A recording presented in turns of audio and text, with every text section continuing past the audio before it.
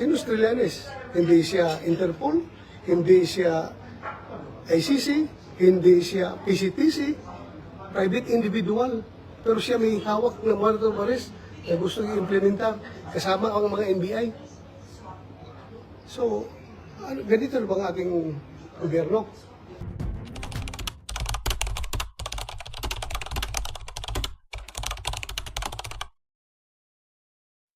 Pagbati po sa inyong lahat mga kababayan at mga mahal po naming taga-subaybay. Ako po si Just Vlog.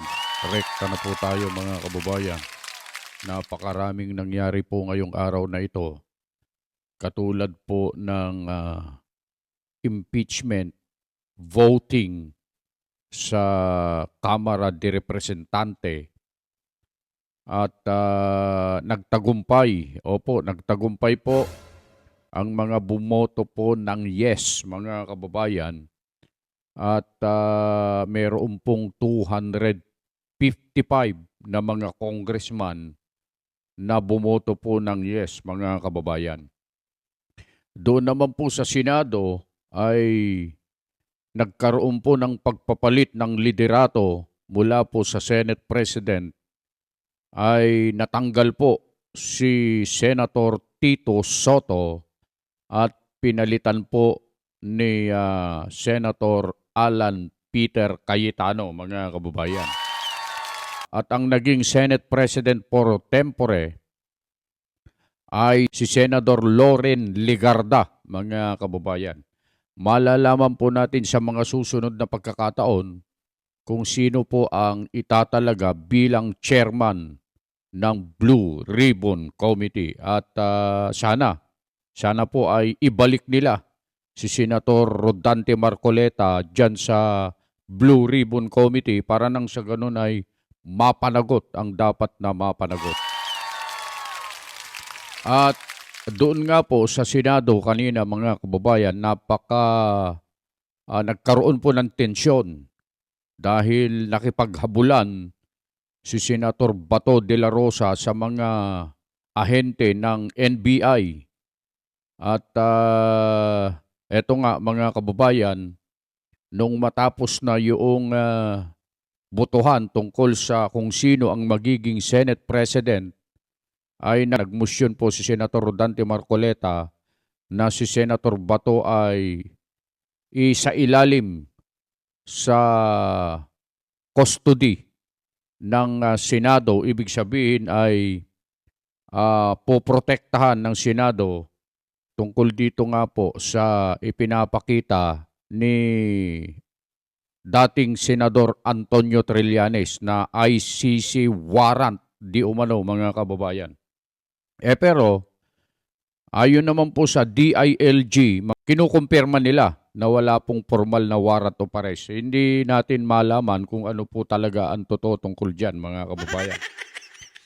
Pero mga kababayan, alam nyo, nagsalita si Senator Bato de la Rosa tungkol sa nangyari sa kanya sa pakikipagbunuan niya sa mga ahente ng NBI na pilit na hinabol at gusto siyang hulihin. At ang gusto nila, sabi nga niya, ay madala siya sa dahig. At ang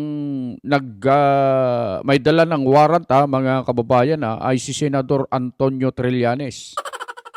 Hindi naman siya PCTC, hindi naman siya NBI, hindi naman siya ICC, hindi rin siya miyembro ng Interpol. Siya po ay private citizen, mga kababayan. Private citizen ang may dala ng arrest warrant ni Senator Bato de la Rosa at ito ay kinu-question. Bakit siya at ang kasama niya ay ang mga NBI? Mga kababayan, ano ang kinalaman ni Senator o ni dating Senator Antonio Trillanes sa pagsiserve ng warrant kay Senator Bato de la Rosa? Mga kababayan, pwede bang ganon? Dito mga kababayan, nagsalita si Senator Bato de la Rosa tungkol dyan. At eto pakinggan natin mabuti ang sinasabi ni Senator Bato de la Rosa tungkol dyan sa pagtangkang o pagtatangkang paghuli sa kanya ng mga NBI. Eto video. Mga kabayan ko, trust in God. Kaya po, To trust in the Lord our God. 30,000 po ang nanonood sa atin, ha? 30,000. Ngayon, ang nanonood sa atin, na mga kababayan natin, andito po ang ating bayani ngayon. Aarestuhin ako. May warrant of arrest daw si Trillanes na hawak.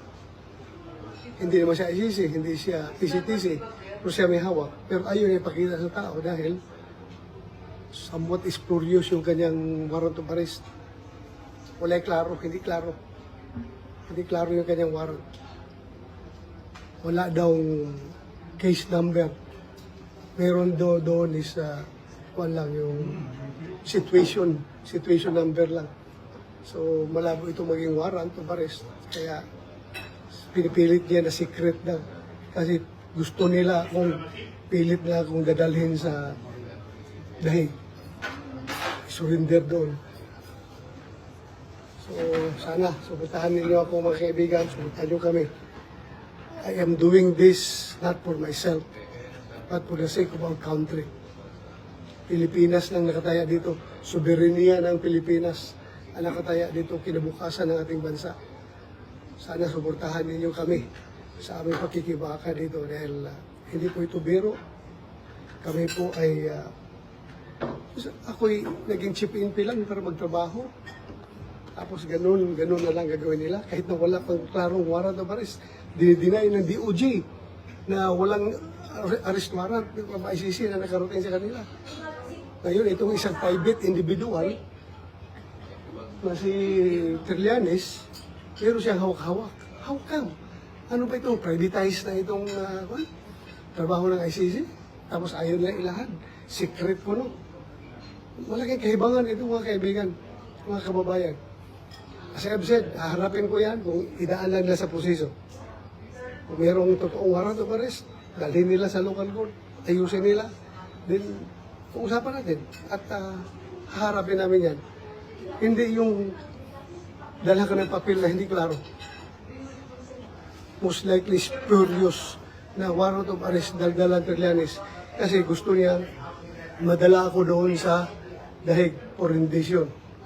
Sino si Trillanes? Hindi siya Interpol, hindi siya ICC, hindi siya PCTC, private individual. Pero siya may hawak ng warrant of arrest na gusto i-implementar kasama ang mga NBI.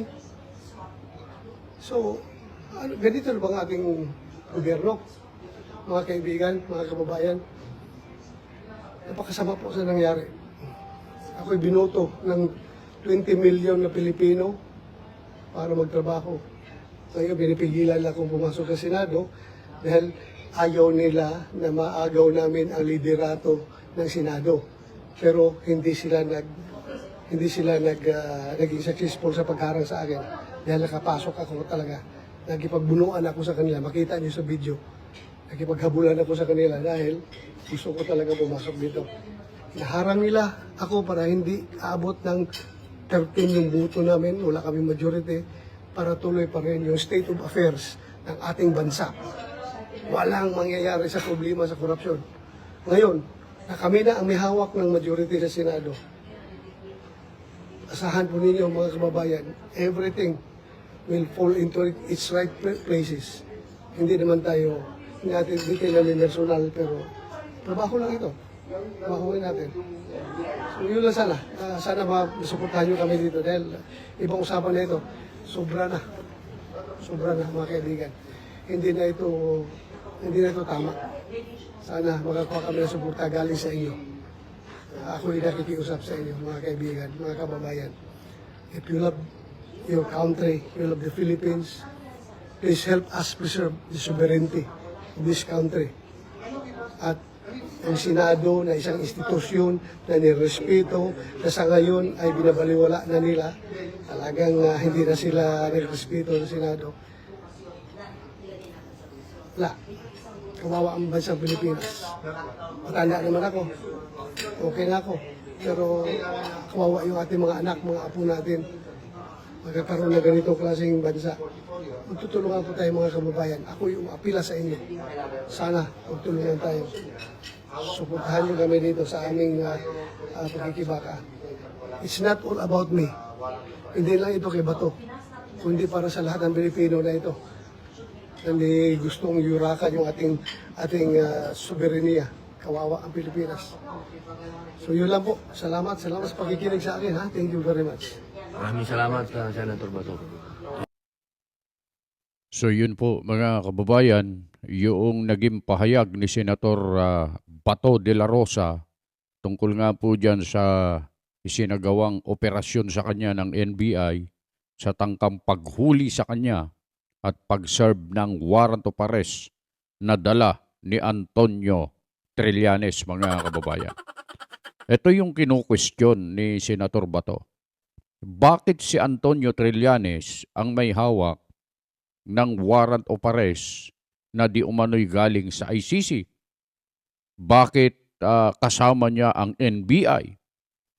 Hindi naman siya PCTC, hindi naman siya ICC, hindi rin siya membro ng Interpol. Wala naman siyang katungkulan sa gobyerno. Nakapagtataka lang po, mga kababayan, na siya ang may hawak ng warrant of arrest.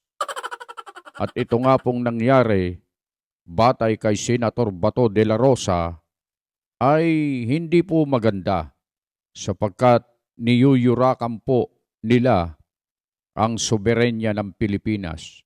Sapagkat ang Pilipinas, gaya po ng ating nalalaman mga kababayan, ay wala na po sa ICC. Hindi na po siya kabilang, hindi na siya membro sa ICC. Subalit, meron pa rin ganitong lumalabas na mga warrant of arrest na mula sa ICC, na katulad nung ginawa nila nung una sa dating Pangulong Duterte, mga kababayan.